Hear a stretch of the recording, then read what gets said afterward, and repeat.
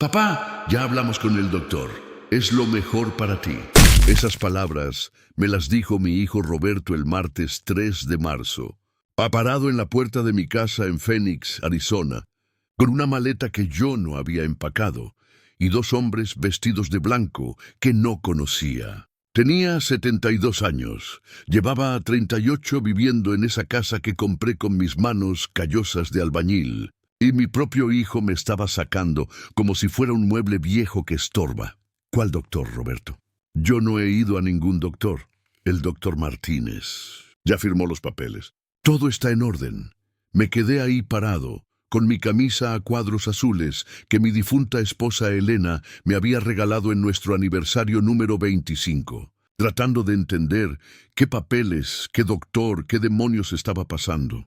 Había desayunado mis huevos con frijoles, como todos los días. Había tomado mi café negro sin azúcar. Había leído el periódico en la mesa de la cocina donde Elena y yo habíamos compartido miles de mañanas.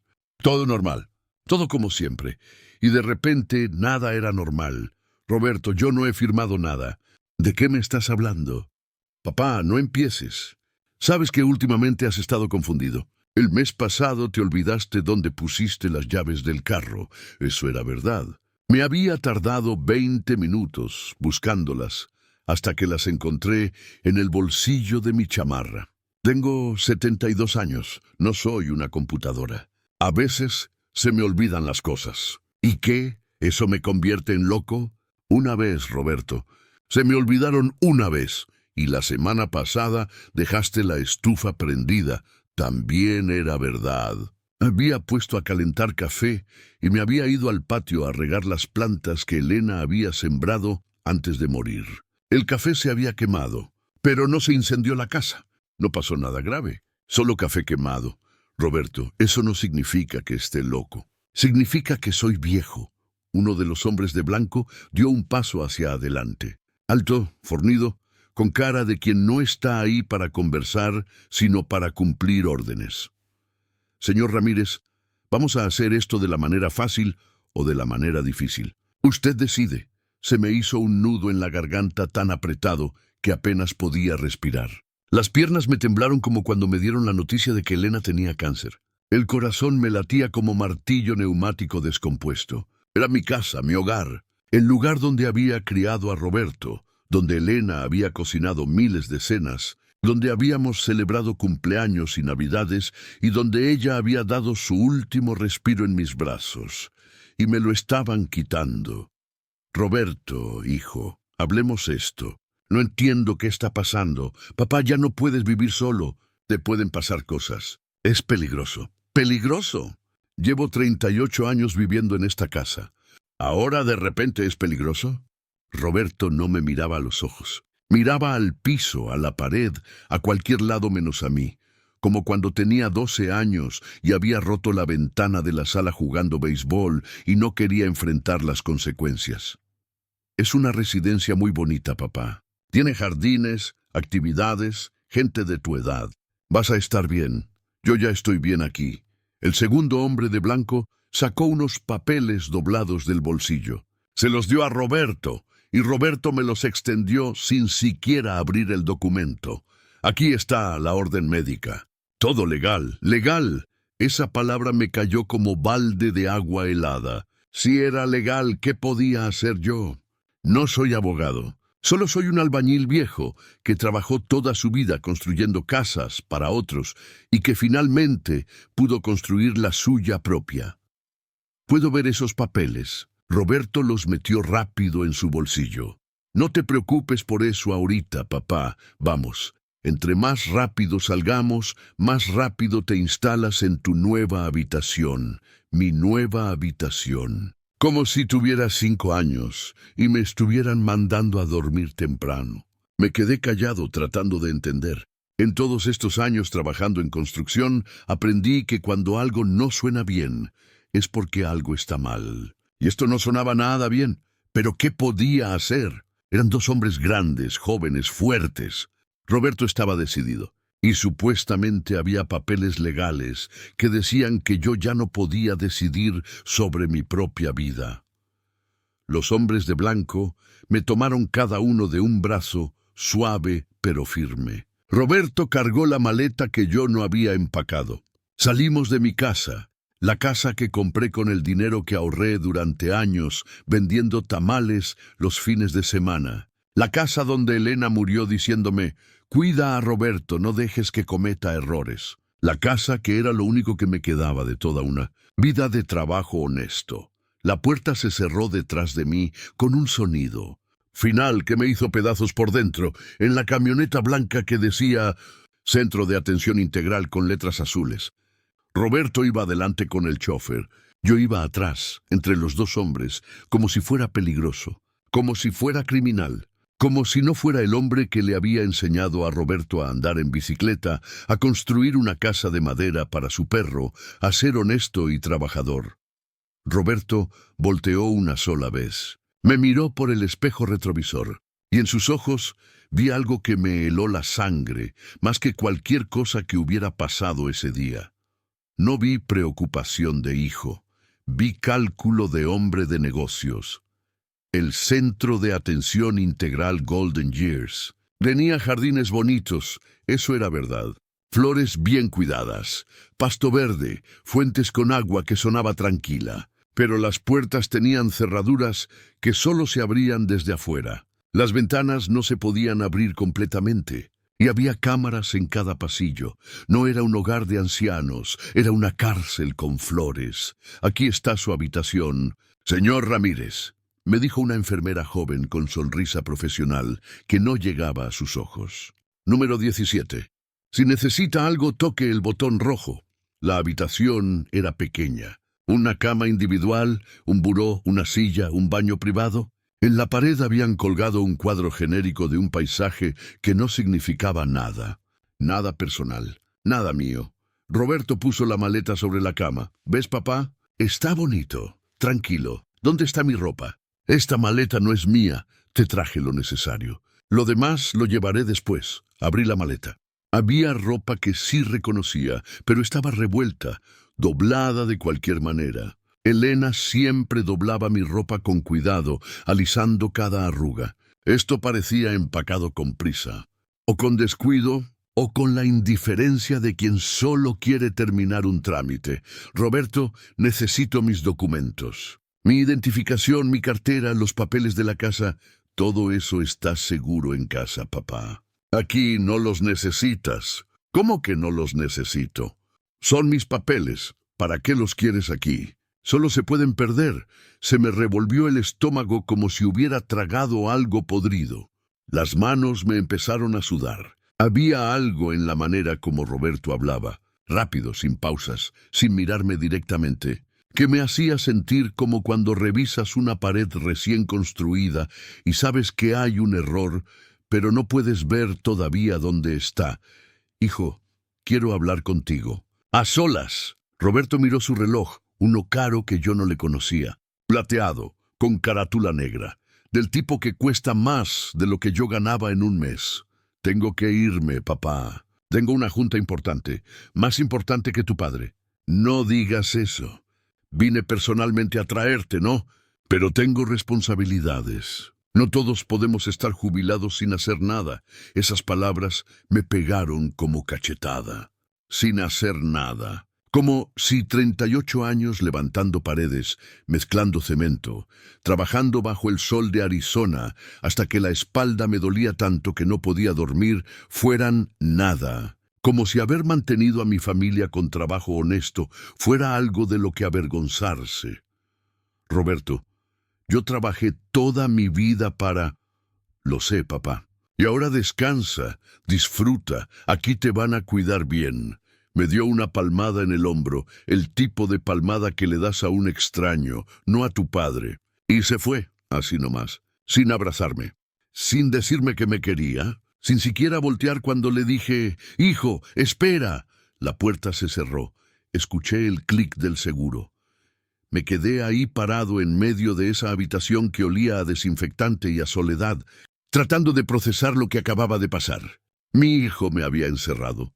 Mi propio hijo. El niño que lloró en mis brazos cuando se cayó de la bicicleta a los 6 años. El muchacho que me abrazó llorando cuando Elena murió y me dijo, «No te preocupes, papá, yo siempre voy a estar aquí para ti». ¿Dónde estaba ese hijo ahora? Fui hacia la puerta. Intenté abrirla cerrada, toqué el botón rojo como me habían dicho. 2 minutos después llegó la enfermera. «¿Necesita algo, señor Ramírez?» «Quiero salir. Quiero irme a mi casa». «No puede salir sin autorización del familiar responsable. Soy adulto. Tengo 72 años. Puedo decidir dónde quiero estar». «Lo siento, señor Ramírez, pero su hijo firmó los papeles de internación voluntaria». ¿Voluntaria? Yo no me vine voluntariamente. La enfermera me miró con esa expresión que tienen las personas cuando piensan que estás confundido, que estás senil, que ya no sabes lo que dices. «Cálmese, señor Ramírez. Aquí está seguro. Vamos a cuidarlo muy bien». Y se fue, cerrando la puerta otra vez. Me senté en la cama que no era mi cama, en la habitación que no era mi habitación, en el edificio que no había elegido, rodeado de cosas que no eran mías. Respiré hondo, tratando de calmar el temblor en las manos. En 38 años de matrimonio, Elena y yo habíamos pasado por muchas cosas difíciles. Cuando nació Roberto con complicaciones y pasó una semana en el hospital. Cuando perdí el trabajo en la constructora y tuve que vender mi camioneta. Cuando a Elena le diagnosticaron cáncer y le dieron 6 meses de vida, pero luchó durante 3 años. Cosas duras, cosas que te rompen, pero siempre las enfrentamos juntos. Ahora estaba solo, y mi único hijo, el que me había prometido cuidarme, era quien me había metido en esta jaula. ¿Por qué? Esa pregunta me taladró la cabeza durante toda la noche. ¿Por qué Roberto haría esto? ¿Por qué con tanta prisa? ¿Por qué sin siquiera explicarme bien? ¿Por qué se quedó con mis documentos? Algo no cuadraba. Y en todos estos años, trabajando en construcción, cuando algo no cuadra, es porque alguien está tratando de ocultar un error, o algo peor. Esa primera noche en el centro Golden Years no pude dormir. La cama era demasiado dura. El colchón olía a plástico nuevo. Las sábanas eran blancas, impersonales, sin historia. No como las que Elena había comprado en la tienda de Doña Marta, en el centro de Phoenix, esas con flores azules que ella decía que le recordaban a su pueblo en Sonora. Me quedé despierto mirando el techo blanco, escuchando los sonidos extraños de un lugar que no era mi hogar. Pasos en el pasillo, voces lejanas, el zumbido constante del aire acondicionado. Y mi mente no paraba de viajar al pasado, buscando respuestas que no encontraba. Roberto nació el 15 de abril de 1978.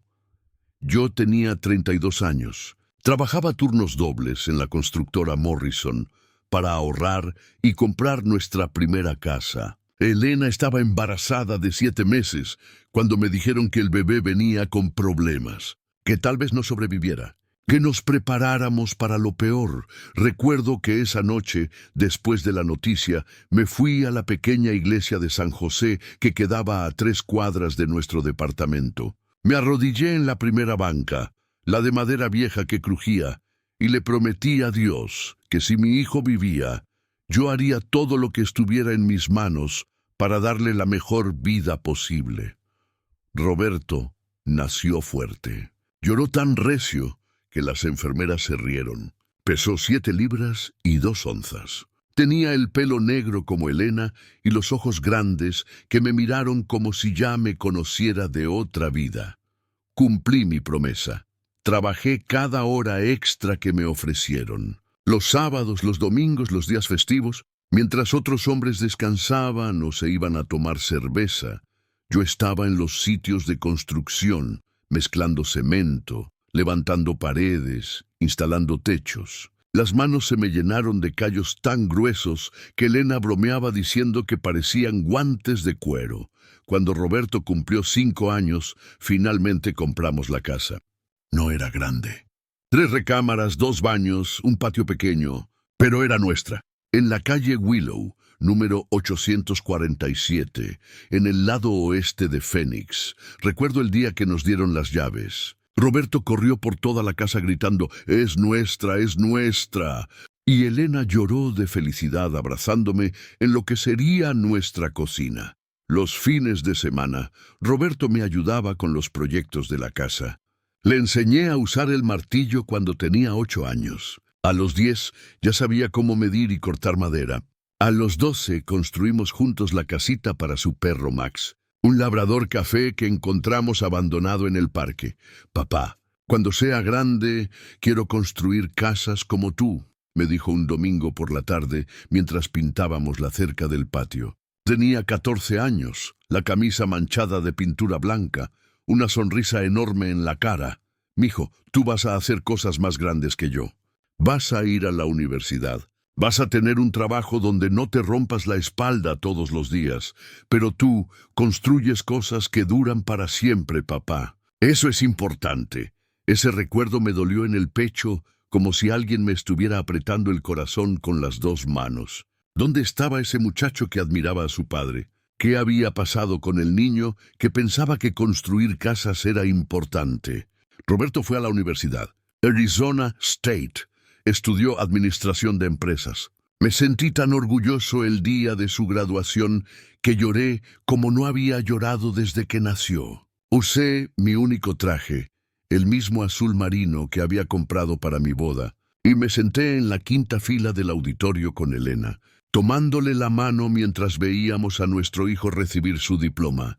«Lo logramos, viejo», me susurró Elena al oído. «Nuestro hijo va a tener una vida mejor que la nuestra». Tenía razón. Roberto consiguió trabajo en una empresa grande. Empezó a ganar bien. Se casó con Jennifer, una muchacha güera de ojos verdes que era contadora. Compraron una casa en Scottsdale, de esas con piscina y jardín grande. Tuvieron 2 hijos, mis nietos David y Emma, que ahora tenían 12 y 10 años. La vida de Roberto era exactamente lo que Elena y yo habíamos soñado para él. Entonces, ¿por qué ahora me trataba como si fuera un estorbo? Me levanté de la cama y fui a la ventana. No se podía abrir completamente, solo una rendija de 4 pulgadas. Suficiente para que entrara aire, pero no suficiente para que un hombre viejo pudiera salir. Miré hacia afuera. El jardín estaba oscuro, las fuentes apagadas, todo silencioso como cementerio. Pensé en mi casa, en mi verdadera casa. En la cocina donde Elena hacía su mole poblano cada domingo después de misa. En la sala donde Roberto y yo veíamos los juegos de los Arizona Diamondbacks. En el patio donde había plantado el árbol de naranjas que ahora debía tener más de 20 años. ¿Quién estaba cuidando ese árbol ahora? ¿Quién estaba pagando las cuentas de luz y agua? ¿Quién tenía las llaves? Roberto tenía todo, y yo no tenía nada. Ni siquiera mi identificación.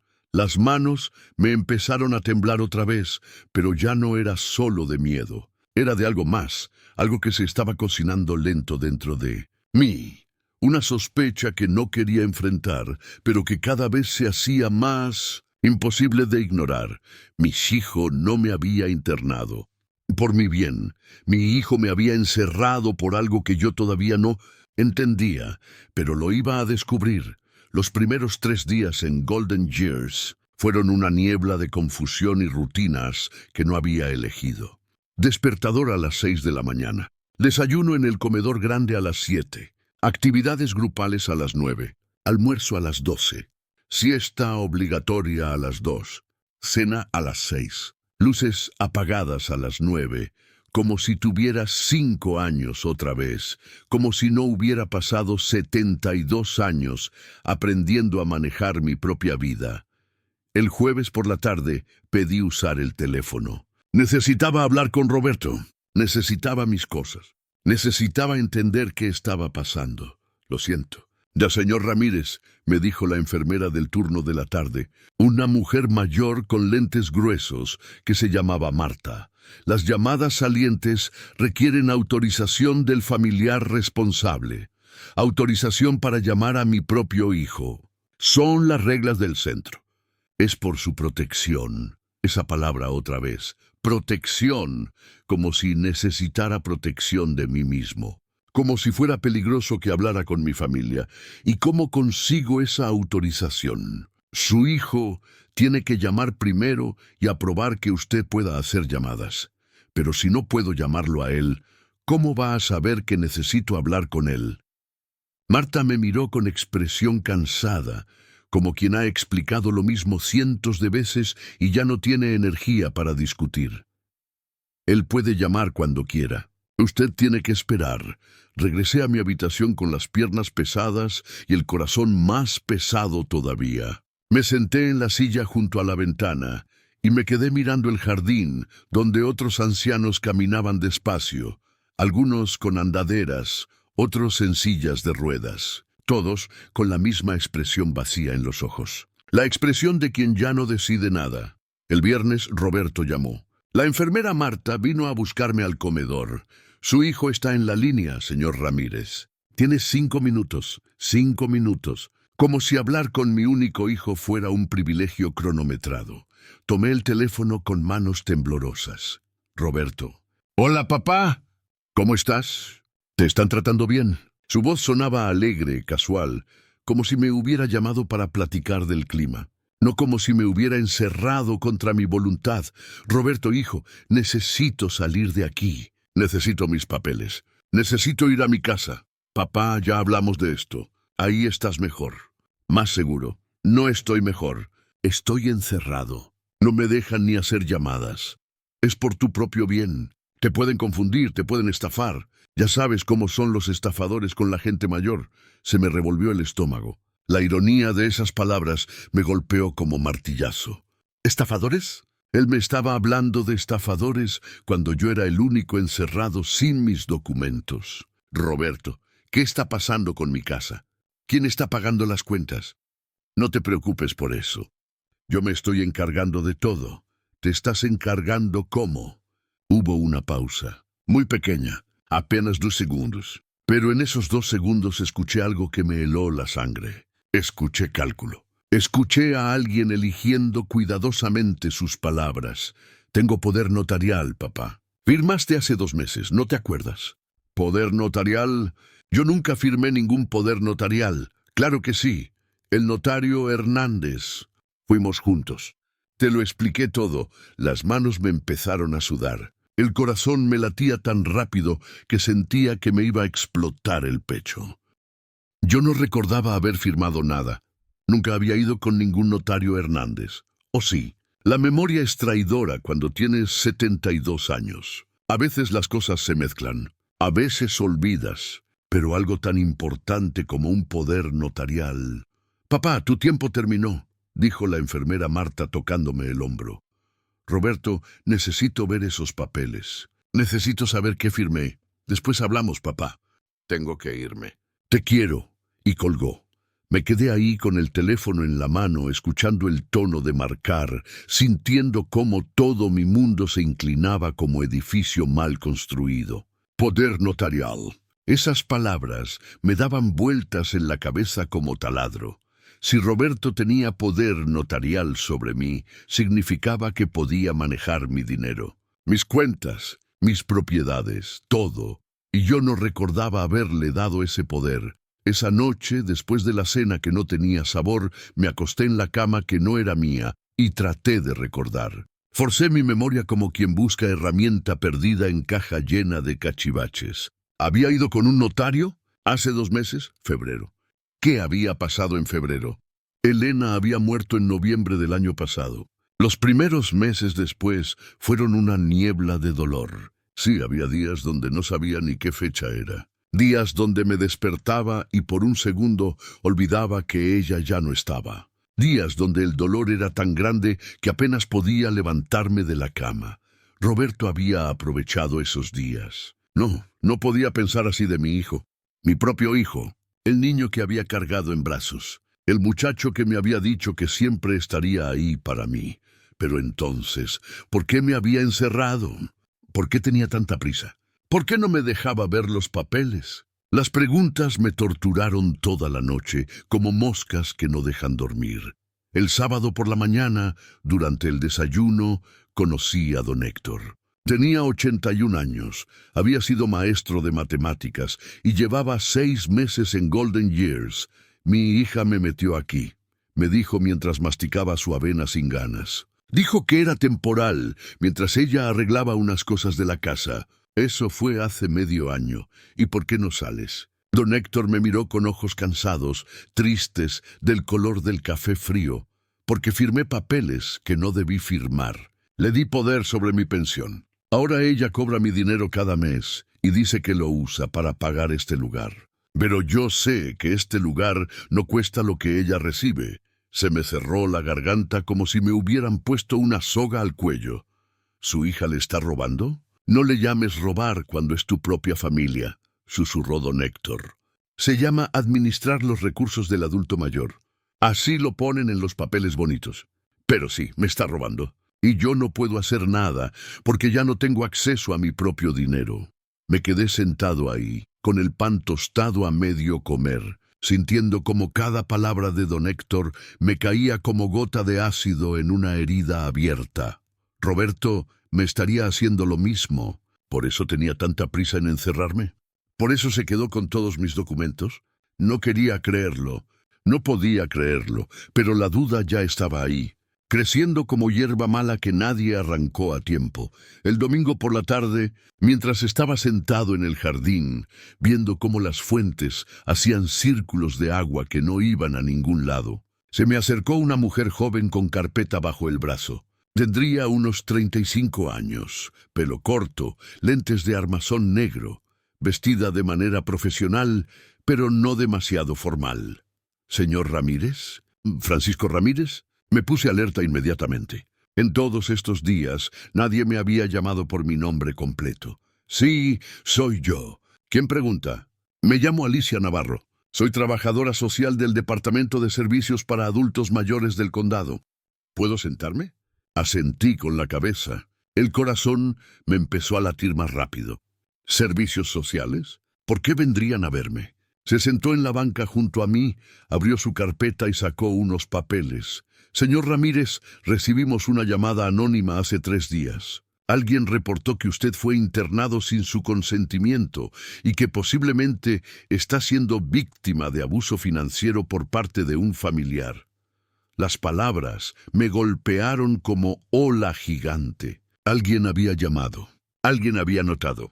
Alguien sabía que algo estaba mal. ¿Quién llamó? No puedo revelar eso. Las llamadas son confidenciales, pero necesito hacerle algunas preguntas. ¿Usted firmó voluntariamente los papeles de internación? No. Mi hijo Roberto apareció en mi casa con 2 hombres y me trajeron aquí. Me dijo que había papeles legales, pero no me dejó verlos. Alicia escribió algo en su libreta. ¿Usted le dio poder notarial a su hijo? Él dice que sí, que lo firmé hace 2 meses, pero yo no lo recuerdo. He tratado de recordar y no puedo. ¿Usted sufre de demencia, Alzheimer o alguna condición que afecte su memoria o juicio? No, soy viejo. A veces se me olvidan cosas pequeñas, como dónde puse las llaves. Pero no estoy loco. No necesito estar encerrado.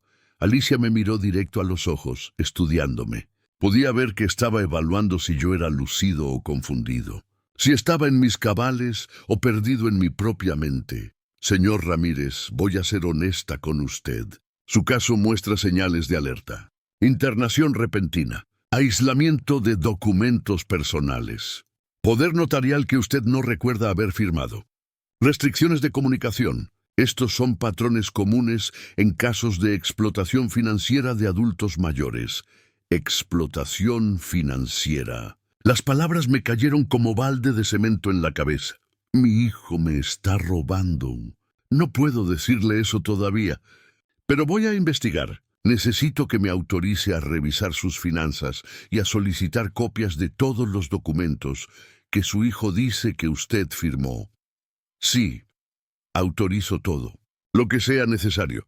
Alicia sacó más papeles de su carpeta. Firme aquí, aquí y aquí. Esto me da permiso legal para actuar en su nombre durante la investigación. Firmé con manos temblorosas. Cada firma era un rayo de esperanza. Finalmente alguien me estaba escuchando. Finalmente alguien iba a revisar qué demonios estaba pasando. ¿Cuánto tiempo va a tardar? Estas investigaciones pueden tomar semanas, pero voy a empezar inmediatamente. Mientras tanto, quédese tranquilo. No firme nada más. No acepte nada que su hijo le traiga para firmar. Y si él trata de moverlo a otro lugar, llámeme inmediatamente. Me dio su tarjeta. Alicia Navarro, trabajadora social, Departamento de Servicios Sociales. Un número de teléfono directo. ¿Puedo hacer llamadas desde aquí? Ahora sí puede. Voy a hablar con la administración. Es ilegal restringir comunicaciones de residentes sin orden judicial. El centro va a tener que permitirle acceso al teléfono. Alicia se fue y yo me quedé ahí, sentado con su tarjeta en las manos, sintiendo por primera vez en una semana que tal vez, solo tal vez, no estaba completamente solo en esto. Esa noche no pude dormir otra vez. Pero ahora era diferente. Ya no era solo confusión y miedo, era anticipación. Alguien iba a revisar los papeles. Alguien iba a investigar. La verdad, fuera cual fuera, iba a salir. El lunes por la mañana Roberto apareció sin avisar. Entró a mi habitación con cara de preocupación falsa y sonrisa que no llegaba a sus ojos. Papá, me dijeron que vino una trabajadora social. ¿Qué te dijo? Que está investigando. La sonrisa se le borró de la cara como dibujo en pizarrón mojado. ¿Investigando qué? Mi internación. Los papeles que supuestamente firmé. Roberto se pasó la mano por el pelo. Un gesto nervioso que tenía desde niño cuando mentía. Lo hacía cada vez que rompía algo y trataba de ocultarlo. Lo hacía cuando sacaba malas calificaciones y no quería que Elena se enterara. Papá, todo está en orden. No hay nada que investigar. Entonces no tienes nada de qué preocuparte, ¿verdad? Se quedó callado. Nos miramos como dos extraños. Ya no veía a mi hijo. Veía a un hombre que había tomado decisiones que yo no entendía. Un hombre que había encerrado a su propio padre. Un hombre que tal vez, solo tal vez, me había estado mintiendo todo este tiempo. ¿Por qué lo hiciste, Roberto? ¿Por qué me encerraste? Ya te lo dije. Por tu seguridad, no me mientas. Por favor. Después de todo lo que hice por ti, lo menos que merezco es la verdad. Roberto miró hacia la puerta, como calculando si debía irse o quedarse. Finalmente suspiró. No entiendes nada, papá. La casa es demasiado grande para ti solo. Los gastos son muchos. Y yo tengo 2 hijos en edad universitaria. Jennifer perdió su trabajo. Tenemos deudas, se detuvo. Pero ya era tarde. Las palabras ya habían salido como agua por tubería rota. Necesitabas mi casa. Terminé la frase por él. Roberto no respondió. Su silencio era toda la respuesta que necesitaba. Se me cayó el alma a los pies. Se me revolvieron las tripas como si hubiera tragado veneno. Las manos me temblaron tanto que tuve que sentarme en la cama. Mi hijo, mi propio hijo, el niño que había criado, el muchacho al que le había dado todo, me había encerrado para quedarse con mi casa. 2 semanas después de la visita de Alicia Navarro, un hombre alto con traje gris y portafolio de cuero tocó a la puerta de mi habitación. Tenía unos 50 años, pelo canoso bien peinado, lentes sin armazón y una expresión seria que me hizo enderezarme inmediatamente en la silla. ¿Señor Francisco Ramírez? Sí, soy yo. Me llamo Ernesto Campos. Soy abogado. La trabajadora social Alicia Navarro me contactó sobre su caso. ¿Puedo pasar? El corazón me dio un vuelco. Un abogado. Alicia había conseguido un abogado para mí. Sí, por favor, adelante. Ernesto cerró la puerta detrás de él y se sentó en la única silla de la habitación. Abrió su portafolio y sacó una carpeta gruesa llena de papeles. Señor Ramírez, he estado revisando su caso durante la última semana. Y tengo que decirle que lo que encontré es muy preocupante. Las manos me empezaron a sudar. La garganta se me cerró. ¿Qué encontró? Ernesto sacó un documento y me lo mostró. Era un poder notarial. Estaba fechado el 12 de febrero de 2025. Había una firma en la parte de abajo. ¿Esta es su firma, señor Ramírez? Miré el papel. Entrecerré los ojos. La firma decía Francisco Ramírez con letras grandes e inclinadas. Se parecía a mi firma, pero algo no estaba bien. No sé. Se parece, pero... Mire con cuidado. Tome su tiempo. Estudié la firma. Mi verdadera firma tiene una pequeña línea extra en la F, un detalle que desarrollé hace años sin darme cuenta. Elena siempre se burlaba de eso. Decía que parecía que la F tenía una cola. Esta firma no tenía esa línea. No es mi firma, dije con voz temblorosa. Se parece, pero no es mía. Ernesto asintió como si hubiera estado esperando exactamente esa respuesta. Eso pensaba yo también. Contraté a un experto en análisis de documentos, un grafólogo certificado. Comparó esta firma con su firma real en documentos bancarios, en las escrituras de su casa, en su licencia de conducir. Sacó otro papel. Era un reporte con gráficas y comparaciones lado a lado. El experto determinó con 97% de certeza que esta firma fue falsificada. Alguien imitó su firma, señor Ramírez. Alguien falsificó el poder notarial. Se me cortó la respiración como si alguien me hubiera dado un puñetazo en el estómago. Las piernas me empezaron a temblar. La habitación me dio vueltas. Roberto había falsificado mi firma. Mi propio hijo había falsificado mi firma para robarme. Hay más, continuó Ernesto con voz grave. Usando el poder notarial falso, su hijo transfirió su casa a su nombre hace 3 semanas. También vació su cuenta de ahorros. $32,000 que usted tenía ahorrados. Todo desapareció. $32,000. El dinero que había ahorrado durante 40 años. El dinero de mi jubilación. El dinero que iba a dejar para mis nietos. El dinero que había ganado con mi espalda rota, mis manos callosas, mi sudor bajo el sol de Arizona. Todo robado. Por mi hijo. ¿Y la casa? Pregunté con voz que apenas salía. Legalmente sigue siendo suya. La transferencia es inválida porque se hizo con documentos falsificados. Pero Roberto ya la puso en venta. Tiene ofertas. Si alguien la compra antes de que detengamos esto, va a ser mucho más complicado recuperarla. Me quedé callado. No podía hablar. El dolor en el pecho era tan grande que pensé que me iba a dar otro infarto como el que tuve hace 5 años. Pero este dolor no venía de arterias bloqueadas. Venía del alma destrozada. Señor Ramírez, necesito que me escuche con atención, dijo Ernesto inclinándose hacia adelante. Lo que su hijo hizo es fraude, es falsificación de documentos, es explotación financiera de un adulto mayor. Son delitos penales graves. Puede ir a la cárcel. No quiero mandar a mi hijo a la cárcel, lo entiendo. Pero necesitamos detener esto ahora. Necesitamos recuperar su casa y su dinero. Y para hacer eso, vamos a tener que presentar cargos. Las lágrimas me empezaron a caer sin control. No las podía detener. A los 72 años, uno aprende a no llorar delante de nadie. Los hombres de mi generación no lloramos. Pero ahí estaba, llorando como niño frente a un abogado que apenas conocía. Es mi hijo, susurré. Es mi único hijo. Lo sé, señor Ramírez. Y lo siento mucho. Pero él tomó decisiones. Él falsificó documentos. Él lo encerró aquí para que no pudiera defenderse. Estas no fueron equivocaciones. Fueron acciones calculadas y deliberadas. Ernesto tenía razón. Yo lo sabía. Roberto no me había internado por error. No había falsificado mi firma por accidente. No había vaciado mi cuenta por confusión. Lo había planeado todo. Me había visto como un obstáculo entre él y el dinero que necesitaba, y había decidido quitarme de en medio. ¿Qué tengo que hacer? Pregunté limpiándome las lágrimas con el dorso de la mano.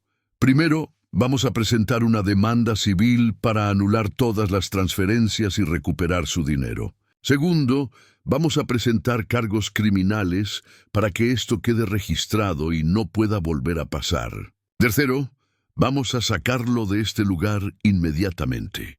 Usted no tiene por qué estar aquí. Me puedo ir hoy. Hoy mismo. Tengo una orden judicial que invalida su internación. Usted es libre de irse. Libre. Esa palabra sonaba tan extraña después de 2 semanas encerrado. Libre de irme. Libre de volver a mi casa. Libre de vivir mi vida. Pero algo dentro de mí ya no era libre. Algo se había roto que nunca se iba a arreglar. La confianza en mi único hijo. La certeza de que la familia era lo más importante. La ilusión de que el amor de un padre siempre es correspondido. Eso estaba roto para siempre. Salí de Golden Years ese mismo día con la ayuda de Ernesto y Alicia. La enfermera Marta me devolvió mi maleta sin decir palabra, con cara de quien sabe que algo grave está pasando, pero prefiere no preguntar. En la recepción, la directora del centro firmó papeles con manos nerviosas, mientras Ernesto le explicaba que la internación había sido ilegal desde el principio. Ernesto me llevó directo a mi casa, mi verdadera casa, la del número 847 de la calle Willow. Cuando doblamos la esquina y vi mi casa, el corazón me dio un vuelco. Había un letrero enorme en el jardín, en venta, Realty Southwest. Las cortinas estaban abiertas. Se veía gente adentro. Compradores potenciales caminando por M.I. Sala, mirando M.I. Cocina, evaluando cuánto valía el lugar donde yo había vivido 38 años. No han firmado nada todavía, me aseguró Ernesto. Llegamos a tiempo. Entramos por la puerta principal. Yo todavía tenía mi llave, la que llevaba en el llavero junto al pequeño San Cristóbal que Elena me había regalado. Una pareja joven, con un agente de bienes raíces, estaba en la sala midiendo las paredes. «Disculpen», dijo Ernesto con voz firme. «Esta casa no está a la venta. Van a tener que irse». El agente, un hombre gordo con traje café y corbata brillante, frunció el ceño. «¿Quién es usted?» «Yo tengo contrato con el dueño, Roberto Ramírez. Él no es el dueño. Este señor», Ernesto me señaló, «es el dueño legítimo, Francisco Ramírez. Y la supuesta venta es inválida porque los documentos de transferencia fueron falsificados». El agente sacó su celular inmediatamente. «Voy a llamar a Roberto». «Llámelo», dijo Ernesto. «Dígale que venga. Tenemos mucho de qué hablar». La pareja joven se fue rápido, incómodos, sintiendo que estaban en medio de algo feo que no les correspondía. El agente hizo su llamada en el patio, hablando en voz baja pero agitada. Yo me quedé parado en mi sala donde Elena y yo habíamos bailado en nuestro aniversario número 30. La sala donde Roberto había jugado con sus carritos cuando tenía 5 años. La sala donde habíamos puesto el árbol de Navidad todos los diciembres durante décadas. Todo estaba diferente. Los muebles estaban movidos. Las fotos familiares que estaban en las paredes habían desaparecido. El sillón favorito de Elena, el de tela floreada que ella había escogido en 1995, ya no estaba. En su lugar había un sofá moderno de cuero negro que yo nunca había visto. Roberto ya había empezado a borrarme de mi propia casa. 30 minutos después llegó Roberto. Entró por la puerta como huracán, con Jennifer detrás de él. Me vio a mí, después a Ernesto, después a la gente que estaba guardando sus papeles con prisa. «¿Qué está pasando aquí? Papá, ¿qué haces fuera del centro?» «Pregunta equivocada, Roberto», dijo Ernesto dando un paso adelante. «La pregunta correcta es, ¿por qué falsificaste la firma de tu padre en un poder notarial?» Roberto se puso pálido. Jennifer se agarró de su brazo. «No sé de qué está hablando». Ernesto sacó los documentos de su portafolio y se los aventó a Roberto como si fueran basura. «Ahí está el reporte del grafólogo.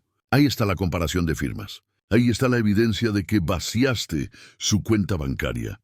¿Quieres seguir mintiendo?» Roberto miró los papeles sin tocarlos, como si fueran serpientes venenosas. «Papá, yo iba a devolvértelo todo. Solo necesitaba un préstamo temporal. Tú no entiendes la presión que tengo.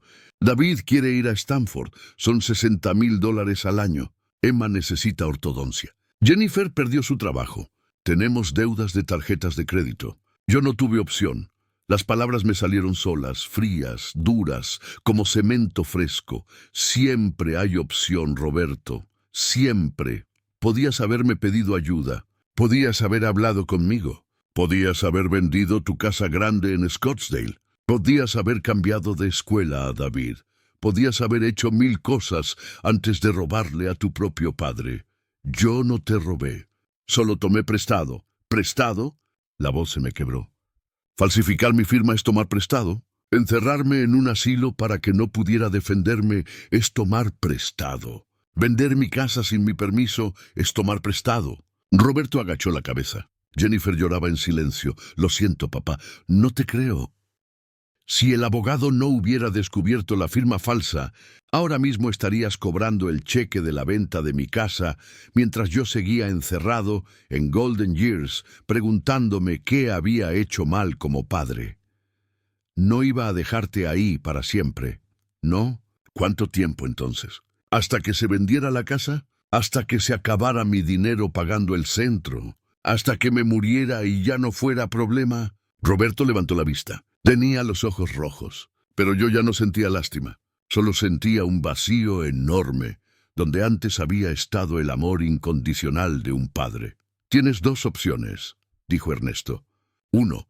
Devuelves todo el dinero inmediatamente, firmas documentos renunciando a cualquier derecho sobre la casa y tu padre decide si presenta cargos criminales o no. 2. Presentamos cargos ahora mismo y dejas que el sistema judicial decida tu destino. No tengo el dinero, susurró Roberto. Ya lo gasté. Pagué deudas. La colegiatura de David, el carro nuevo de Jennifer, se me cerró la garganta. Todo mi dinero, 40 años de ahorros, desaparecido, gastado en colegiaturas caras y carros nuevos mientras yo estaba encerrado comiendo avena aguada en una habitación que olía a desinfectante. Entonces vas a conseguirlo, dijo Ernesto sin piedad. Vas a vender tu casa, vas a vender tus carros, vas a hacer lo que tengas que hacer. Tienes 30 días. 30 días no es suficiente para vender una casa. Entonces saca un préstamo. Pide ayuda a tus amigos. Vende tus cosas. Me importa poco cómo lo hagas. Lo que sí te digo es esto. Si en 30 días no has devuelto hasta el último centavo, vamos directo a la policía. Y esta vez, tu padre no va a poder detenernos. Roberto me miró con ojos suplicantes. Papá, por favor. Soy tu hijo. Piensa en tus nietos. Si voy a la cárcel, ¿qué va a pasar con David y Emma? Esa carta, la carta de los nietos, la carta de la familia, la carta que se supone que un abuelo no puede rechazar, pero yo ya había jugado ese juego. Ya había dado todo por la familia, ya había sacrificado mi vida por mi hijo, y mi hijo me había pagado encerrándome y robándome. Debiste pensar en tus hijos antes de robarle a su abuelo, dije con voz que no reconocí como mía. 30 días, Roberto. O vas a aprender que las acciones tienen consecuencias. Los siguientes días fueron un torbellino de abogados, papeles y revelaciones que me fueron partiendo el corazón pedazo por pedazo. Ernesto no solo había descubierto la firma falsa, había descubierto todo un plan que Roberto había ejecutado con la precisión de quien lo había pensado durante meses. El miércoles por la mañana, Ernesto llegó a mi casa con más documentos. Nos sentamos en la cocina, la misma mesa donde Elena y yo habíamos tomado café durante tantos años. Ahora yo estaba solo, tomando café que sabía amargo, sin importar cuánta azúcar le pusiera. Francisco, me dijo Ernesto, y el hecho de que usara mi nombre de pila me puso alerta inmediatamente. Encontré algo más. Algo que necesitas saber. Puso un documento frente a mí. Era un testamento. Mi testamento. Pero había algo raro en él. ¿Recuerdas haber hecho este testamento? Lo leí con cuidado. Decía que al morir yo, todo mi patrimonio pasaba automáticamente a Roberto. La casa, cualquier dinero restante, todo. Y había una cláusula extraña que decía que si yo quedaba incapacitado mentalmente, Roberto tenía autoridad para tomar todas las decisiones sobre mi cuidado y mis finanzas. Yo hice un testamento, dije lentamente, pero fue hace 10 años, con el notario Vázquez. Y en ese testamento dejaba la casa dividida entre Roberto y sus hijos. No todo para Roberto. Ernesto asintió con expresión grave. Ese es el testamento real. Señaló el papel, es otro testamento falso. Está fechado hace 6 meses. Noviembre del año pasado. Noviembre. El mes que Elena murió. El mes más oscuro de mi vida. El mes donde apenas podía levantarme de la cama del dolor. La firma también es falsa, continuó Ernesto. Otro documento falsificado. Y aquí está lo peor. Roberto usó este testamento, falso, para convencer a los doctores de Golden Years de que tú habías expresado voluntad de ser internado en caso de mostrar señales de demencia.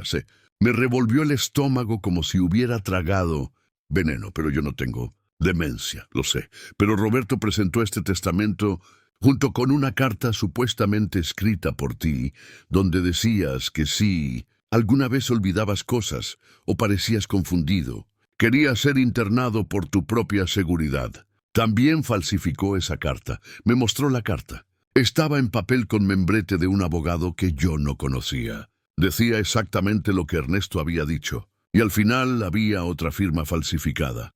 Las manos me temblaron tanto que tuve que dejar los papeles sobre la mesa. ¿Cuánto tiempo lleva planeando esto? Basándome en las fechas de los documentos, yo diría que desde que murió tu esposa. Tal vez incluso antes. Tal vez mientras Elena estaba muriendo en el hospital, mientras yo le sostenía la mano y le prometía que cuidaría a nuestra familia, Roberto ya estaba planeando cómo robarme. Tal vez mientras yo lloraba en el funeral, mientras cargaba su ataúd, mientras le decía adiós a la mujer de mi vida, mi hijo ya estaba calculando cuánto valía mi casa y cuándo sería el mejor momento para quitármela. «Hay más», dijo Ernesto, y yo no sabía si podía soportar más. Hablé con el notario Hernández, el que supuestamente autorizó el poder notarial. Me dijo que nunca te vio, que Roberto llegó solo con los papeles ya firmados, que él solo los certificó basándose en la identificación que Roberto presentó. ¿Mi identificación? La que Roberto tomó de tu casa, la que tú has estado buscando. Todo encajaba. Cada pieza del rompecabezas iba cayendo en su lugar, formando una imagen que me destrozaba. Roberto había falsificado mi firma múltiples veces. Había creado documentos falsos. Había usado mi identificación sin mi permiso. Había convencido a un notario de certificar papeles fraudulentos. Había manipulado a doctores, mostrándoles testamentos falsos. Me había encerrado para que no pudiera descubrirlo. Todo planeado, todo calculado, todo ejecutado con la frialdad de quien ve a su padre como un activo financiero, no como un ser humano. ¿Por qué? La pregunta me salió como gemido. ¿Por qué mi hijo me haría esto? Ernesto suspiró. Había visto muchos casos como el mío. Yo lo sabía, pero su expresión me decía que nunca dejaba de dolerle. Deudas, presión social, codicia, tal vez una mezcla de todo. Pero Francisco, necesitas entender algo. Lo que Roberto hizo no fue un error desesperado. No fue un momento de debilidad. Falsificó múltiples documentos durante meses. Eso requiere planeación, repetición e intención sostenida. No lo hizo porque no tuviera opción. Lo hizo porque eligió hacerlo. Las lágrimas me empezaron a caer otra vez. Me limpié la cara con la manga de la camisa, esa misma camisa a cuadros que había usado el día que Roberto me sacó de mi casa. Hice todo bien, susurré. Trabajé duro. Le di educación. Le enseñé valores. Le mostré cómo ser hombre honesto. ¿Dónde me equivoqué? Ernesto puso su mano sobre mi hombro. No te equivocaste, Francisco. Un padre puede hacer todo bien, y el hijo, aún así, tomar malas decisiones. No puedes controlar las elecciones de otra persona, ni siquiera si esa persona es tu hijo. Pero el dolor seguía ahí, pesado como tonelada de cemento sobre mi pecho.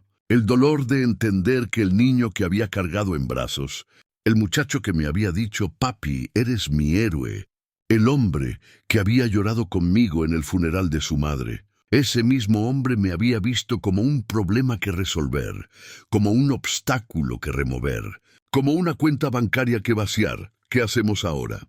Pregunté con voz cansada. Ahora presentamos todos los cargos. Falsificación de documentos, fraude, robo, explotación financiera de adulto mayor, privación ilegal de libertad. Roberto va a enfrentar las consecuencias de lo que hizo. Es mi hijo, lo sé y lo siento. Pero también es un criminal. Y si no lo detenemos ahora, va a haber más víctimas. Más padres ancianos robados por sus propios hijos. Tenía razón. Yo lo sabía, pero saber que tienes razón no hace que duela menos. Nada hace que duela menos cuando tienes que decidir entre la justicia y tu único hijo. Esa noche, solo en mi casa que finalmente había recuperado, me senté en el patio donde Elena había plantado rosas. Miré las estrellas como lo había hecho 1000 veces con ella, y le hablé como si todavía pudiera escucharme. Elena, no sé si tomé las decisiones correctas. No sé si fui buen padre. Traté de serlo. Pero algo salió mal, algo que no puedo arreglar. El viento movió las rosas, y por un momento, solo un momento, sentí como si Elena estuviera ahí conmigo. Como si me estuviera diciendo que hice lo mejor que pude. Que a veces los hijos se pierden a pesar del amor. Que yo no tenía la culpa, pero la culpa, merecida o no, seguía ahí, y probablemente iba a estar ahí por el resto de mi vida. Los 30 días pasaron como arena entre los dedos. Roberto no consiguió el dinero, no vendió su casa, no devolvió nada. En su lugar, contrató a su propio abogado y empezó a crear excusas. Que yo lo había autorizado verbalmente, que él había malinterpretado mis intenciones, que todo había sido un error de buena fe. Ernesto presentó los cargos criminales el día 31. La policía arrestó a Roberto en su oficina un martes por la mañana. Me llamaron para decirme que necesitaban mi declaración oficial. Fui a la estación con Ernesto, con las piernas temblando y el corazón partido en 1000 pedazos. En la sala de interrogatorios, un detective llamado Morales me hizo preguntas durante 2 horas. Le conté todo, desde el día que Roberto llegó a mi casa hasta el momento en que Ernesto descubrió las firmas falsas. El detective escribía sin parar, grababa todo, me hacía repetir detalles. Señor Ramírez, me dijo al final, su hijo va a enfrentar múltiples cargos de felonía. Si es encontrado culpable, puede recibir entre 5 y 10 años de prisión. 10 años. Roberto tenía 47. Saldría a los 57. Sus hijos David y Emma tendrían 24 y 22. Una década de sus vidas sin padre. Una década que yo causaría si seguía adelante con esto. ¿Puedo retirar los cargos? Pregunté con voz débil. Ernesto y el detective intercambiaron miradas. Los cargos criminales los presenta el Estado, no usted, explicó Morales. Pero su testimonio es crucial. Sin su cooperación, el caso se debilita significativamente. ¿Qué está diciendo? Que si usted decide no testificar, probablemente Roberto recibirá un trato. Menor sentencia, tal vez libertad condicional, restitución obligatoria. Me quedé callado. La decisión más difícil de mi vida estaba frente a mí como pared de cemento imposible de derribar. Por un lado, la justicia. Lo que Roberto había hecho era criminal, calculado, cruel. Merecía pagar por ello. Por el otro lado, era mi hijo, mi única familia, el padre de mis nietos. ¿Qué haría Elena? Pensé en ella, en su bondad, en su capacidad de perdonar. Pero también recordé sus últimas palabras. Cuida a Roberto, pero no dejes que cometa errores sin consecuencias. Un hombre sin consecuencias se vuelve monstruo. Voy a testificar, dije finalmente. Voy a decir la verdad. Y que el juez decida. Ernesto asintió con respeto. El detective cerró su libreta. 3 meses después, Roberto aceptó un acuerdo con la fiscalía. Se declaró culpable de fraude y explotación financiera de adulto mayor. 2 felonías clase 4. A cambio, retiraron los cargos de falsificación y privación ilegal de libertad. El día de la sentencia, fui a la corte. Me senté en la primera fila. Roberto entró con esposas, vestido con el uniforme naranja de la cárcel. Había perdido peso. Tenía ojeras profundas. Se veía 10 años más viejo. Cuando sus ojos encontraron los míos, vi algo que no había visto en mucho tiempo. Vergüenza. Verdadera profunda. Devastadora vergüenza. El juez era una mujer de unos 60 años, pelo gris corto, expresión severa detrás de sus lentes. Señor Ramírez, le dijo a Roberto, usted no le robó a un extraño, le robó a su padre. Al hombre que lo crió, lo alimentó, le pagó su educación. Al hombre que confió en usted más que nadie en el mundo. Y usted traicionó esa confianza de la manera más calculada y cruel posible. Roberto agachó la cabeza. ¿Tiene algo que decir antes de que yo pronuncie sentencia? Roberto se volteó hacia mí. Las lágrimas le corrían por la cara. Papá, lo siento. Siento mucho todo. Tenías razón. Tuve opciones. Pude haber pedido ayuda. Pude haber vendido mi casa. Pude haber hecho 1000 cosas diferentes. Pero elegí el camino fácil. Elegí verte como solución en lugar de como persona. Y no hay perdón para eso. No espero que me perdones. Solo espero que algún día entiendas que el hijo que te amaba todavía existe en algún lugar dentro de mí, solo que lo perdí en el camino. Las palabras me llegaron como cuchillos. Parte de mí quería levantarme, abrazarlo, decirle que todo estaría bien, pero la otra parte, la parte que había pasado 2 semanas encerrada sin entender por qué, la parte que había descubierto meses de mentiras y traición, esa parte se quedó sentada en silencio. La juez pronunció sentencia, 3 años de prisión, 5 años de libertad condicional después y restitución completa de los $32,000 más intereses y daños. Total, $48,000 que Roberto tendría que pagar. Además, agregó la juez, tiene prohibido cualquier contacto con la víctima durante el periodo de libertad condicional, a menos que la víctima lo autorice específicamente por escrito. Roberto asintió. Los oficiales se lo llevaron. Antes de salir por la puerta, volteó una última vez. Nuestras miradas se encontraron, y en ese momento ambos supimos que algo se había roto que nunca iba a volver a ser igual. Jennifer salió de la sala llorando, con David y Emma detrás. Mis nietos, los que ya no iban a crecer con su abuelo cerca porque su padre había decidido que el dinero era más importante que la familia. David, el mayor, se detuvo frente a mí. Tenía 14 años, la misma edad que Roberto cuando me ayudó a construir la casita para el perro Max.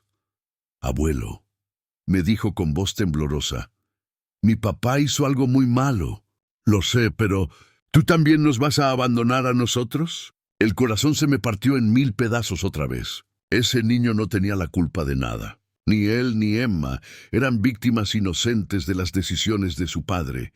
Me arrodillé frente a él, ignorando el dolor en las rodillas. David, escúchame bien. Tu papá tomó decisiones terribles, pero tú no eres tu papá. Tú eres tú. Y yo siempre voy a ser tu abuelo. Siempre. Lo abracé. Emma se unió al abrazo. Los 3 lloramos ahí en el pasillo de la corte, rodeados de extraños, unidos por el dolor de una familia destrozada. Jennifer se acercó con ojos rojos. Francisco, yo no sabía nada. Lo juro, cuando me enteré de lo que hizo, casi me divorció de él. Solo me quedé por los niños.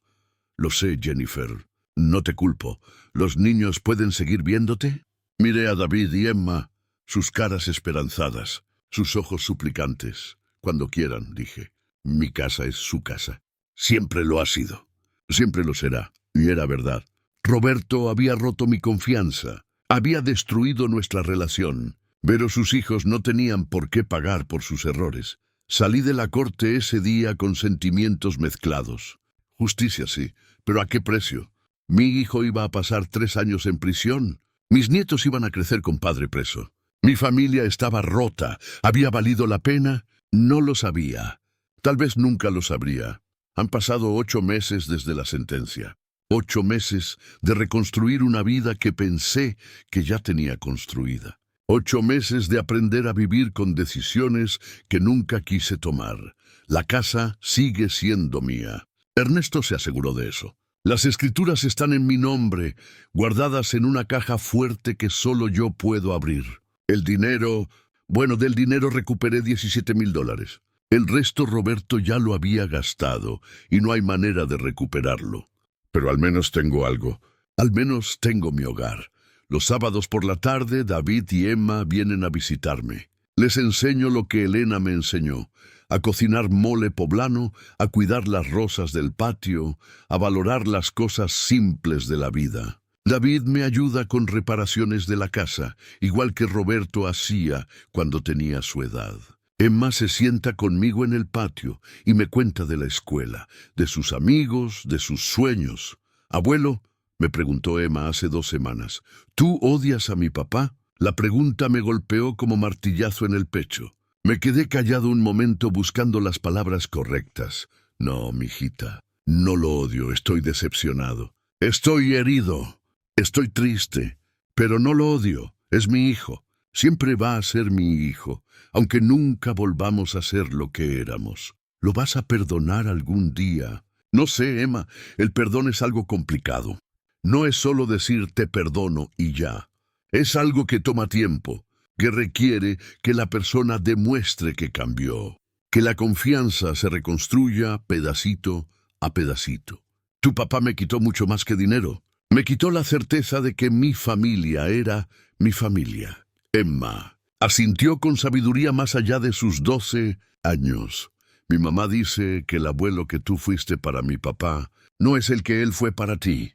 Las lágrimas me picaron los ojos. Esa niña había entendido en una frase lo que yo había tardado meses en procesar.